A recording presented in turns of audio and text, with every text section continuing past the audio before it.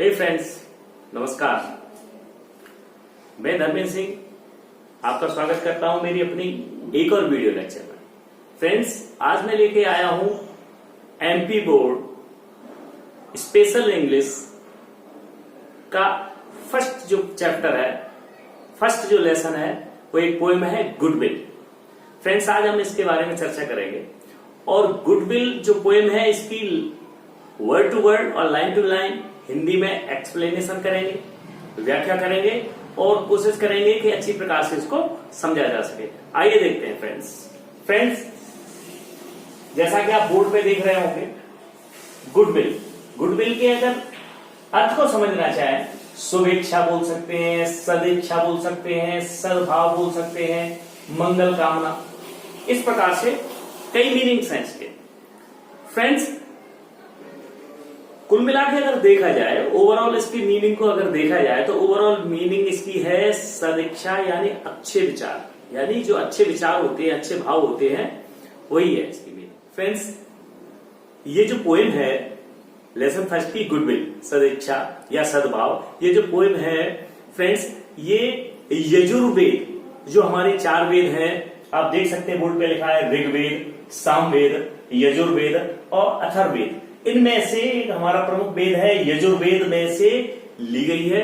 Friends, Yajurveda को 2 भागों में बांटा गया है और 2 भागों में से एक भाग है उसका वीएस और उसकी चैप्टर 34 यानी अध्याय 34 की पहले से 6वें श्लोक को अंग्रेजी में ट्रांसलेट करके यहां गुडविल के रूप में बताया गया। फ्रेंड्स, पहले हम समझ लें इसको। ये जो यजुर्वेद है एक संस्कृत शब्द है और ये 2 शब्दों से मिलकर बना है, यजुस और दूसरा है वेदा। यजुस का मतलब होता है पूजा या प्रार्थना करना और वेदा का मतलब होता है ज्ञान। तो आप समझ सकते हैं कि यजुर्वेद का मीनिंग क्या है। फ्रेंड्स, आइए आगे बढ़ते हैं और देखते हैं कि इसकी लाइन टू लाइन एक्सप्लेनेशन क्या है। फ्रेंड्स, जो कक्षा 10 के छात्र हैं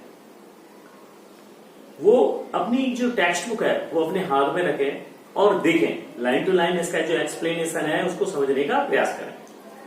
फ्रेंड्स, यहां देखेंगे अभी इस पोएम के बारे में बताया जा रहा है कि कहां से इसको लिया गया है। यहां लिखा है this hymn is an extract from Yajurveda VS chapter 34 which is one of the 4 Vedas, Rigveda, Samaveda and Atharvaveda being the other 3 which are regarded as ancient books।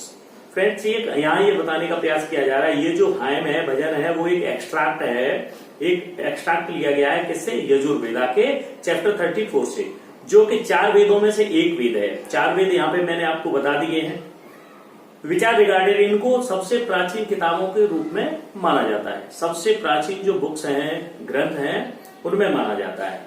The date of Veda is unknown but they are surely among the most ancient literary works of the world। ये जो date है, actual जो वास्तव में जो तारीख होती है वो तो अननोन है, उसके बारे में कुछ ऐसा पता नहीं है कि एग्जैक्ट एकदम इसकी जो डेट क्या है इसके लिखने की, लेकिन यह बिल्कुल निश्चित है कि विश्व के सबसे पुराने जो लिटरेचर है, जो साहित्य है, उनमें से वेद एक है। They deal with the deity, creation and existence।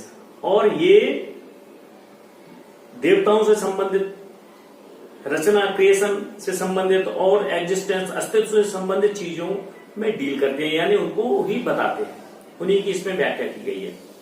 आगे देखेंगे इन दिस हाइम, यहां जो पोएम मिलने वाली है, गुडविल जो मिल रही है, उसमें बताया गया है कि in this hymn the divine essence, the peerless spirit and the deathless flame are invoked to put the will in the mind, जीवात्मा, to do only what is good। यहां ये कहने का प्रयास किया जा रहा है कि ये जो भजन है इसमें डिवाइन मीन्स ईश्वरी जो भाव है, ईश्वर का जो भाव है, एसेंस है, द पियरलेस स्पिरिट, और जो अद्वितीय स्पिरिट है, आत्मा है, अद्वितीय आत्मा है, एंड द डेथलेस फ्लेम माने वो फ्लेम जो कभी मरती नहीं, अर्थात अमर है, अर्थात यहां भी आत्मा के लिए कहा गया है। आर इन्वोक्ड, यहाँ पे क्या किया गया है, इन सारी चीजों का आह्वान किया गया है, इन सभी से आह्वान किया गया है to put the will in the mind, के हमारे मन में एक ऐसी इच्छा रख दी जाए, ऐसी इच्छा उत्पन्न कर दी जाए जीवात्मा में, to do only what is good, कि हम वही करें जो सही है। आगे है, there is a divine nature of the spirit of man which is also a part of the divine essence spirit of God. यहां ये कह रहे हैं there is a divine nature, यह एक ईश्वरीय प्रकृति है, स्वभाव है, of the spirit of man, मनुष्य की आत्मा का, मनुष्य की आत्मा का यह एक ईश्वरीय स्वभाव है, विच is also a part of the divine essence, जो कि डिवाइन जो ईश्वरीय भाव है, सार भाव है, ईश्वरीय सार भाव अर्थात ईश्वर ही है, उसी का एक भाग है, अर्थात यहाँ आत्मा को ईश्वर का ही भाग माना गया, अर्थात आत्मा ही परमात्मा है। The wise man that are perfect, जो बुद्धिमान लोग जो परफेक्ट होते हैं, पूर्ण होते हैं, इन ऑब्जर्विंग रिचुअल्स, धार्मिक कार्यों को देखने में, निरीक्षण करने में, and control by that divine nature, और वे इन कार्यों को नियंत्रित करते हैं डिवाइन नेचर से, यानी ईश्वरीय जो प्रकृति होती है उसी से इन कार्यों को वो नियंत्रित करते हैं। As the fleet footed horse, कैसे नियंत्रित करते हैं, जैसे कि फ्लीट फुटेड जो हॉर्स होते हैं, तीव्र गति से चलने वाले जो घोड़े होते हैं, द्रुत गति से चलने वाले जो घोड़े होते हैं, उन्हें कंट्रोल किया जाता है बाय रीन, लगाम से, लगाम से जिस प्रकार से कंट्रोल किया जाता है, सो आवर फ्लैशी डिजायर, वैसे ही हमारी जो इच्छाएं हैं, हमारी जो मनोकामनाएं हैं, फ्लैशी डिजायर्स हैं, तो एकदम से उत्पन्न होने वाली जो हमारी इच्छाएं हैं, उनको भी नियंत्रित किया जाए हमारे माइंड के द्वारा, जो हमारे अंदर होता है, हमारे मन के द्वारा उनको भी नियंत्रित किया जाए। फ्रेंड्स, मेरे ख्याल से यहां तक आप अच्छी तरीके से समझ गए होंगे। आइए अपनी पोएम शुरू करते हैं और अपनी टेक्स्ट बुक अपने साथ रखें और ध्यान से देखते जाएं। पहला स्टैंजा है, पहला जो एक्सट्रैक्ट है वो शुरू करता हूं। May that by which wise man skilful in rituals and study in assemblies perform their task that peerless spirit that lies in all creatures, may that my mind resolve on what is good.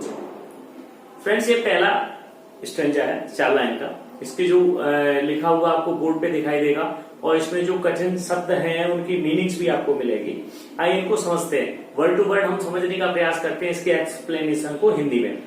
यहाँ ये इच्छा व्यक्त की जा रही है कि इच्छा है, गुडविल है, ये इच्छा के रूप में व्यक्त किया गया है, तो इसलिए मे दैट का यहाँ प्रयोग है। यहाँ बोला जाता है may that by which wise man skilful in rituals, जिससे जो बुद्धिमान लोग होते हैं वो स्किलफुल होते हैं, निपुण होते हैं, कुशल होते हैं इन रिचुअल्स माने संस्कारों में, धार्मिक कार्यों में। जिस धार्मिक कार्यों में जो बुद्धिमान लोग होते हैं, निपुण होते हैं और नियमित होते हैं, स्टीडी होते हैं। नियमित होना, दृढ़ होना, ठीक है, किसी कार्य को करने में स्थिर होते हैं, नियमित होते हैं।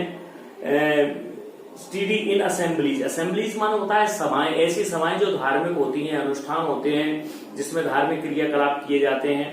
तो यहाँ पे बोलते हैं जो बुद्धिमान लोग होते हैं वो संस्कारों को करने में निपुण होते हैं, कुशल होते हैं, और सभाओं में जो धार्मिक सभाएं होती हैं उनमें कार्यों को करने में भी स्टडी होते हैं, स्थिर होते हैं, यानी नियमित होते हैं। परफॉर्म देयर टास्क, अपने कार्यों को करते हैं। और आगे कभी अगली लाइन में कहता है दैट पियरलेस स्पिरिट, और यह जो अनुपम आत्मा है, that lies in all creatures, जो सभी जीवधारियों में रहती है, सभी जीवधारियों में छिपी है, यानी सभी जो जीव हैं उनमें है। फिर आगे कभी फिर इच्छा करते हुए कहता मे दैट माई माइंड रिजॉल्व, और मेरा माइंड जो है ईश्वर से आह्वान करते हुए कहता है यहाँ पे कवि कि मेरा मन है वो दृढ़ हो जाए, संकल्पित हो जाए, व्हाट इज गुड, जो चीज अच्छी है उस पर, अच्छी चीजों पर मेरा मन संकल्पित हो जाए, यानी दृढ़ हो जाए। इस प्रकार से ये हमारा पहला एक्सट्रैक्ट है। इसको देखें फ्रेंड्स, इसके जो मीनिंग्स हैं उनको भी ध्यान से देखें। आइए फ्रेंड्स अगले एक्सट्रैक्ट को देखते हैं। आगे लिखा है may that which is deep knowledge, intellect, memory, that which is the deathless flame in living beings, without which nothing whatever is done may that my mind resolve on what is good. आइए friends, इसको भी देखते हैं और इसके जो meanings हैं, जो कठिन शब्द हैं उनकी हिंदी में मीनिंग्स भी देखते हैं, और जो आपको बोर्ड पे मिल रही होगी आप देख पा रहे होंगे उन्हें। आइए इसको समझने का प्रयास करते हैं। May that which is deep knowledge, ऐसा हो कि जो गहरा नॉलेज होता है, ज्ञान, नॉलेज एक सामान्य चीज है, डीप नॉलेज माने गहरा ज्ञान, बुद्धि, मेमोरी यानी स्मरण शक्ति, that which is the deathless flame, और ये जो डेथलेस फ्लेम है, डेथलेस फ्लेम से मतलब होता है आत्मा, अर्थात कभी न मरने वाली, फ्लेम का मतलब होता है ज्वाला, जो ज्वाला होती है उसको फ्लेम बोला जाता है, तो कभी न मरने वाली ज्वाला अर्थात आत्मा, जो आत्मा है in living beings, living beings माने सजीवों में, जो सजीवों में आत्मा है, without which nothing what ever is done, इसके बिना कोई भी चीज, कुछ भी होता नहीं है, इसके बिना कोई भी चीज नहीं होती है। फिर आगे कभी कहता है may that my mind resolve on what is good, फिर आगे कभी कहता है कि मेरा मन जो सही है उस चीज पर संकल्पित हो जाए, दृढ़ हो जाए, अर्थात मैं वही कार्य करूं जो सही हो जाए। फ्रेंड्स, ये पोएम एक आह्वान के रूप में है, तो बार बार जो राइटर है या जो पोएट है वो बार बार आह्वान करते हुए कहता है कि मेरा मन उस कार्य में लग जाए जो कार्य सही है, अर्थात अच्छे कार्यों में, सही कार्यों में मेरा मन लगा रहे।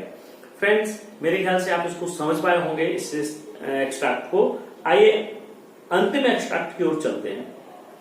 मे that which guides man like a good charioteer who controls fleet-footed horses with the reins, that which abides in the herd most swift and active, may that my mind resolve on what is good। यहां कभी आगे बढ़ कहता है may that which guides man, वह चीज जो मनुष्य यानी मैन, आदमी का रास्ता दिखाती है, पथ प्रदर्शन करती है, गाइड करती है, लाइक ए गुड चैरिटियर, एक अच्छे सारथी की तरह। चैरिटियर यहाँ सारथी अर्थात जो रथ चलाता है और जो रथ पर बैठा होता है उसका मार्गदर्शन करता है, उसी प्रकार से जो लोगों को अच्छे सारथी की तरह सही रास्ता दिखाती है, who controls fleet footed horse, और जो फ्लीट फुटेड हॉर्स माने होता है तेज गति से चलने वाले घोड़ों को कंट्रोल करती है, नियंत्रित करती है, विद रीन्स माने होता है लगाम से। जिस प्रकार से फ्लीट फुटेड हॉर्सेस होते हैं उसी प्रकार से हमारी मनोकामनाएं होती हैं, डिजायर्स होती हैं, फ्लैशी डिजायर्स होती हैं जो अचानक से उठती हैं, उनको ये नियंत्रित करती है। जैसे किस प्रकार से नियंत्रित करती है, जैसे तेज गति से भागने वाले घोड़ों को लगाम से नियंत्रित किया जाता है। आगे कहते हैं that which abides in the heart, कौन सी चीज लगाम से कंट्रोल करती है, वह जो निवास करती है, अबाइड्स करती है इन द हार्ट माने हृदय में, जो हृदय में निवास करती है, मोस्ट स्विफ्ट एंड एक्टिव, बहुत ज्यादा तेज है, बहुत ज्यादा एक्टिव है, क्रियाशील है। और फिर आगे कभी कहता है may that my mind resolve on what is good, और मेरा मन वहां संकल्पित हो जाए जो सही है, जो चीज सही है उस चीज पर मेरा मन संकल्पित हो जाए। तो फ्रेंड्स, इस प्रकार से ये 4 लाइन की 3 एक्सट्रैक्ट है इसमें। आई थिंक आप समझ पाए होंगे इसको। अगर एक बार में न समझ पाए इसको तो एक बार और देखें, और जब एक वीडियो को एक से अधिक बार देखते हैं तो हम अच्छी प्रकार से उन्हें समझ सकते हैं।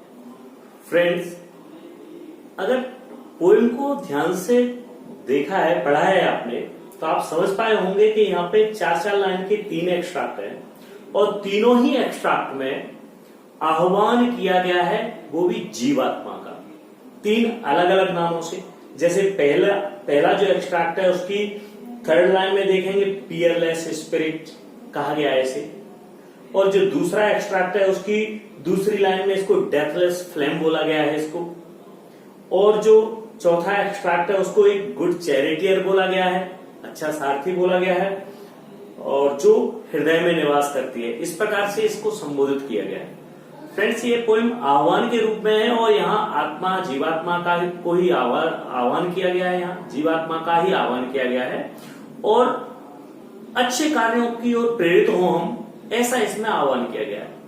तो फ्रेंड्स इसकी समरी यही है कि हम अच्छे कार्यों की ओर प्रेरित हों, अच्छे कार्यों को करें, धार्मिक कार्यों से जुड़े रहें और जीवात्मा है वो हमारी जो मनोकामनाएं हैं अर्थात फ्लैशी डिजायर्स हैं, फ्लीट फुटेड हॉर्स हैं, उनको कंट्रोल करती है, नियंत्रित करती है। तो आप इसको देखें, अच्छी तरीके से समझें, जरूरत हो तो एक बार और पढ़ें और बार बार पढ़कर इसको समझने का प्रयास करें।